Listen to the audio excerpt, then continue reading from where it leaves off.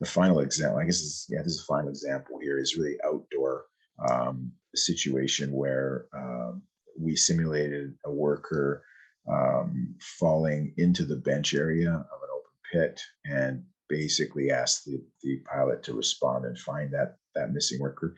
You can see over here, way in the distance, that's the operating point. That little blip there is the pilot, and he is now just sort of scanning the bench to determine where the worker is. And now that he's found him, he'll try and zoom in and get a situational awareness of his or her condition and an understanding of how he might respond to that. And the final outdoor example here is, so we wanted to go to an area that was pretty much inaccessible, and asked the pilot to discover a small barrel that's at the edge of this water feature.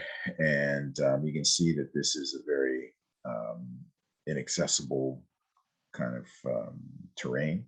And to inspect the edge of this water area would be very difficult, time consuming, and dangerous for responders, whereas the drone can easily fly the edge of this area and determine where our blue barrel's hiding.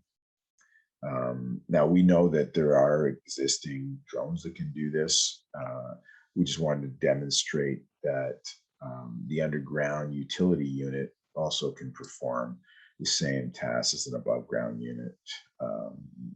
So you're not basically having to have two units in inventory or bring two different kind of drones into the response situation. So there's the blue barrel he's able to sort of focus on and return back to the operating point.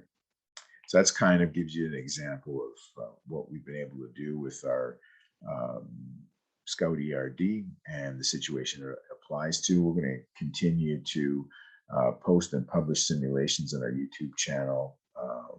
If you go there, there's a playlist called Mine Rescue, and you can watch additional footage and this footage as well. We'll continue to post more and more simulations as we add infrared and gas quality features to the unit. So thanks for listening, and hope you found this informative.